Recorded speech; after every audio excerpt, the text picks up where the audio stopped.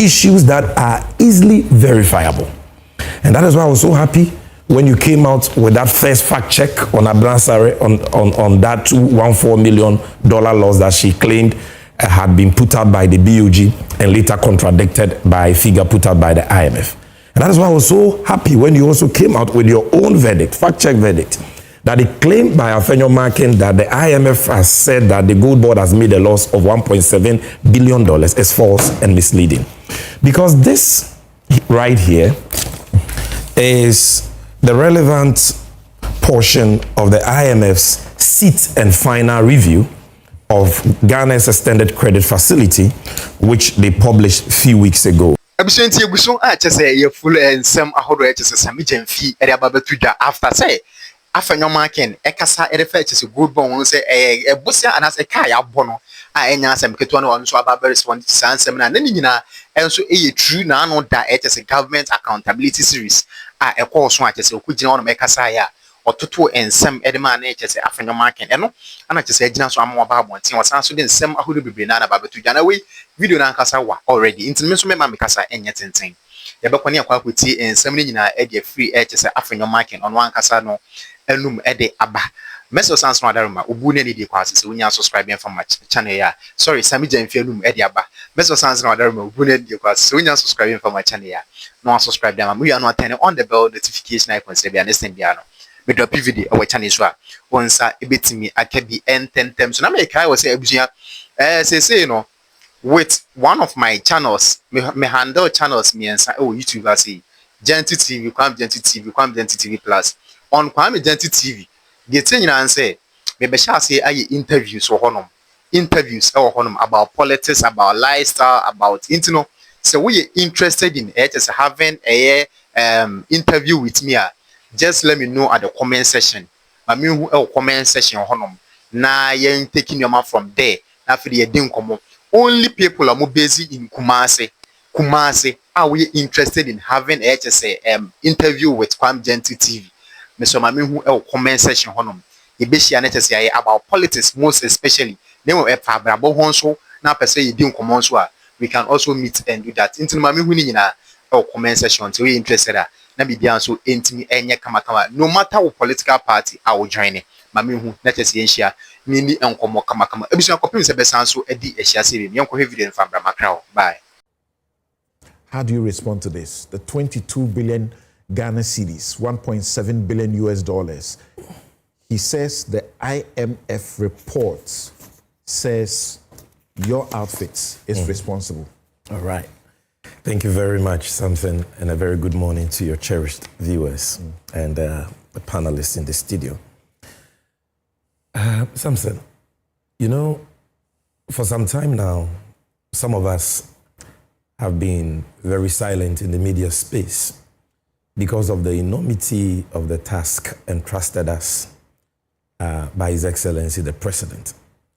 I'm sure you've not heard me in the media for a long time. That's right. And even when people have made various allegations against the gold board, I mean, we've taken them in good faith as part of the principle of probity and accountability that public institutions must be subjected to. But when... And I'll confirm that even where unverified, malicious allegations have been made against you and you have threatened to sue, I've had the opportunity to intervene and your lawyers have spoken to you and you have stayed back. Exactly. Okay. Exactly. But you see something, somebody will ask, why is Sammy Gyamfi and the gold board speaking now? Why hold a press conference, you know, and respond to this issue in the manner you have done? See, the reason is this: there is a difference between constructive criticism by opponents or critical voices and a deliberate, malicious disinformation campaign. A deliberate smear campaign, not grounded on facts or issues, but intended to denigrate personalities and institutions and demonize them in the eyes of right-thinking members of society. And that is why we've had to respond to this matter the way we have done. And I'm so happy that your producers have, right from the outset, placed the issue in the right perspective by playing an excerpt of statements that were made by Honorable Alexander Afenyo Markin on KSM show. In that clip, you hear him make a categorical statement that the IMF has come out with a report, and in that report, the IMF says gold board aboka $1.7 billion. And government has accepted it. And government has accepted it. Something that he ought to know is false. And I'm so happy that multimedia, particularly your research team, have decided not to be neutral in this contest between truth and lie. Because most often than not, the media decides to be neutral and allow politicians to debate endlessly issues that are easily verifiable. And that is why I was so happy when you came out with that first fact check on Abransare on that $214 million loss that she claimed had been put out by the BOG and later contradicted by a figure put out by the IMF. And that is why I was so happy when you also came out with your own verdict, fact check verdict, that it claimed by Afenyo Markin that the IMF has said that the gold board has made a loss of $1.7 billion is false and misleading. Because this right here is the relevant portion of the IMF's sit and final review of Ghana's extended credit facility, which they published a few weeks ago. And if you check page 27, paragraph 50, this is what the IMF said about the domestic gold purchase program. It says the domestic gold purchase program weighed on the financial sustainability of the BOG. The DGPP on which the BOG relied to accumulate reserves and to intermediate effects to the private sector has generated losses of 22 billion, 1.5% of GDP in 2025. A government cost-sharing agreement at end 2025 involving the transfer of bonds with a par value of 5 billion cedis in March 2026 resulted in the breach of the ceiling on the BOG claims on the central government. And in July 2026, the BOG Gold Board and the government signed a memorandum of understanding formalizing the transfer of the domestic gold purchase program activities from the BOG to the Gold Board. And it goes on and on. Nowhere do they say in this report that the Gold Board has incurred a loss of $1.7 billion. And if you look at significance. Yeah, that is actually a different report. That one is a special report they did on selected issues. That's right. And if you look at page 10, paragraph 13, we are projecting that for all of you to follow as well. What they said is DGPP operations have generated significant losses for the BOG. Losses in 2024 when there was no gold board and Sammy Gyamfi was sitting there somewhere in opposition. Losses in 2024 were equivalent to almost $400 million, 0.5% of GDP. 1/3 of which were related to gold for oil, that is G4O. In 2025, the significant scaling up of the domestic gold purchase operations led to losses of over $1.7 billion, almost entirely related to the gold for reserves Dory purchases. This amounted to a loss of 17% of the value of gold sold, by the BOG, and I'll come to that operative word, sold. Okay? So, and later on I'll read other portions of it. So you will see clearly that they say that this is a loss under domestic gold purchase program incurred by the Bank of Ghana and not the Gold Board. Now, something to appreciate the dishonesty, okay, of the proponents of this false narrative, particularly Afenyo Markin. You need to go back to what their earlier position on this matter was. In fact, in the last 3 months, the Gold Board has been a victim of this disinformation campaign right from the hallowed grounds of Parliament. Because anytime Afenyo Markin has stood to speak on any matter, whether or not it has to do with the Gold Board, he always finds a way of bringing in the Gold Board and stating that Gold Board has made losses. And it was for that reason that at that press conference, to put this matter to rest, we adduced our annual report and financial statements for the year ended 31st December 2025, prepared and published by the Auditor General of Ghana. And this is your copy, I will leave it with you. And Samson, when you check page 16 of that report, you will see that the Gold Board did not make a loss in 2025. I've read that. But the Gold Board made a surplus or profit, to the understanding of the ordinary Ghanaian, of 5.4 billion cedis. The Gold Board, from its own operations, generated non-tax revenue of 970.7 million cedis from 307.7 million in 2024. And despite tripling revenue from 307 million to 970 million, we rather reduce our expenditure from 129.6 million to 109.5 million. And this is despite the fact that the Gold Board had more than twice the staff strength of the PMMC. We still kept expenditure lower because of fiscal prudence. And in this entire audit done by the Auditor General, not a single adverse audit finding was made against us. No breach of the Public Procurement Law or Public Financial Management Act or any law. And yet you have somebody, a minority leader, who is a lawyer and ought to know better, consistently say, the ECOS will Gold Board me anymore. Gold Board is a scandal in waiting. Procurement breaches. When we brought out the findings of the Auditor General, he spoke to City News and said, oh, the Auditor General was not told the whole truth. Gold Board did not give the Auditor General a full picture of his finances. So Samson, today I will show you what the Auditor General said on page 10 of this report. These are the words of the Auditor General.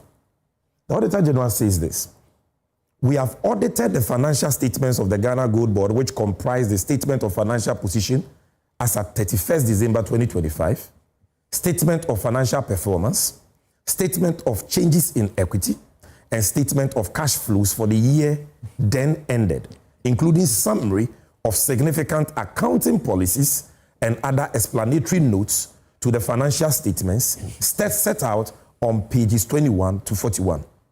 In our opinion, these financial statements give a true and fair view of the financial position of the Ghana Gold Board as at 31st December 2025, and of its statement of financial performance, statement of changes in equity, and cash flows for the year then ended in accordance with the International Public Sector Accounting Standards, IPSAS, and the Public Financial Management Act 2016, Act 921, and in a manner required by the Ghana Gold Board Act 2025, Act 1140. This is the opinion of the Auditor General. So they came out and said, Gold Board has made losses. The Auditor General says nothing of that nature has happened, and Gold Board has so far demonstrated frugality, fiscal prudence. You see everything here. Then they change that line of attack and they say, oh, the IMF has said the Gold Board has made a loss. And as I've read to you from the two publications of the IMF, and if you don't believe me, at least believe Joy News Research Desk, they have confirmed that the IMF has never said that the Gold Board has made a loss. Now, when we talk about the revenue we made in 2025, for which reason we perform so well financially. A lot of people, if you don't mind, first of all, what's the source of your operating revenue? Good. Thank you so much. So, Gold Board, like any other SOE, is allowed to raise funds in accordance with law. And if you look at the Ghana Gold Board Act Section 18, the funds of the Gold Board may come from funds allocated to it in the budget approved by Parliament, or funds raised by the Gold Board from the financial markets, or funds raised by the Gold Board through borrowing, or funds accruing to the Gold Board from its fees and charges. And if you look at what constitutes fees of the Gold Board, number one, our license fees. When you apply for an aggregator license, you pay an application fee of 100,000 cedis to the Gold Board. And when we approve your application, you pay a license fee of the cedi equivalent of 500,000 US dollars to the Gold Board. When you apply for our self-financing aggregator license, we charge you cedi equivalent of 1,000 US dollars. And when we approve it, you pay a license fee of 10,000 cedis. When you apply for our Tier 2 gold buying license, you pay 2,000 cedis. And when we approve it, you pay a license fee of 20,000 cedis. When you apply for our Tier 1 license fee, you pay a fee for the application of 1,000 cedis. And when your application is approved, you pay a license fee of 10,000 cedis. Then the large-scale mining companies, before they will export gold, must bring that gold to us to assay. And because assay costs money, equipment, workers that must be paid, consumables, machines that must be maintained or replaced, large-scale mining companies will have to pay an assay fee of $90 per every sample we assay. And sometimes for one consignment, they are a lot, because from every bar, you must bring a sample. Okay. And we charge $90. Right. And when the large-scale mining companies are smelting their gold, Gold Board officers, we call them field inspectors, go to their gold rooms to observe the smelting, to make sure that they are not under declaring purity, quantities, and all that, and cheating the state. And when we visit, we charge them $840 per visit. These are all in the fees and charges approved by Parliament. Right. Now, if you buy ASM gold, artisanal small-scale mining gold, and you are exporting it, whether you are Bank of Ghana, or you are MIF, or you are a self-financing aggregator, or you are a private exporter, whether Ghanaian or foreigner, you must pay an assay fee approved by Parliament of 0.258%. We issue licenses to refineries, and the refineries pay $10,000 as application fee and license fee of cedi equivalent of $50,000. We issue licenses to jewelers and fabricators, and they pay an application fee, category A, 1,000 cedis, category B, 5,000, category C, cedi equivalent of $10,000. The license fee for category C is cedi equivalent of $30,000, category B, $20,000, category A, $10,000. So all these fees put together is what gave us our non-tax revenue of $970 million. Admittedly, because the Bank of Ghana was the sole buyer through its aggregators like PMMC and Red Sapphire, and the ASM gold is bigger in size, if I can put it that way, than the large-scale gold. A lot of our revenue came from the ASM side. But that was the case in 2024 before Gold Board, even under the PMMC. That was the case in 2023 when it was private people who were buying the gold. So this is where we got our revenue from.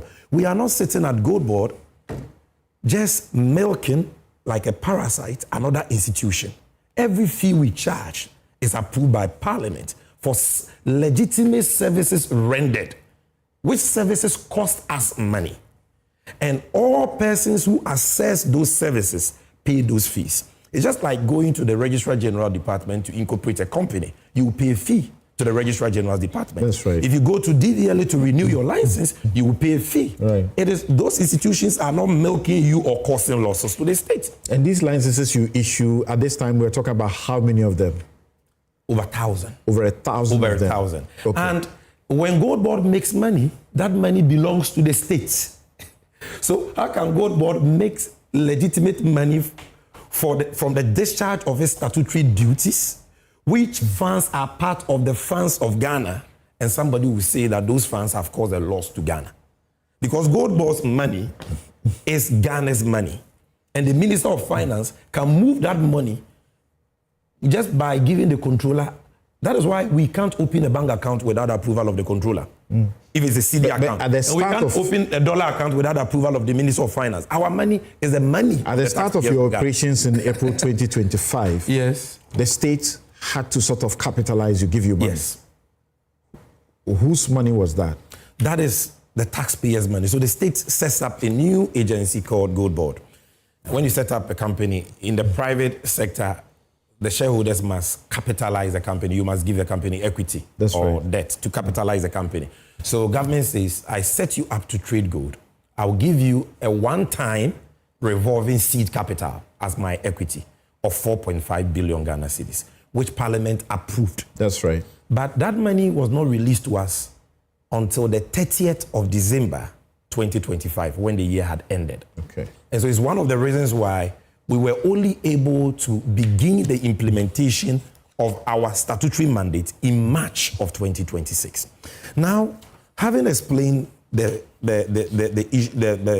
issue around Goldbod's own financials and demonstrate to you that no loss has been made, and giving you a sneak peek into what constitutes revenue for us, for you to see that it comes from many, many areas, and it is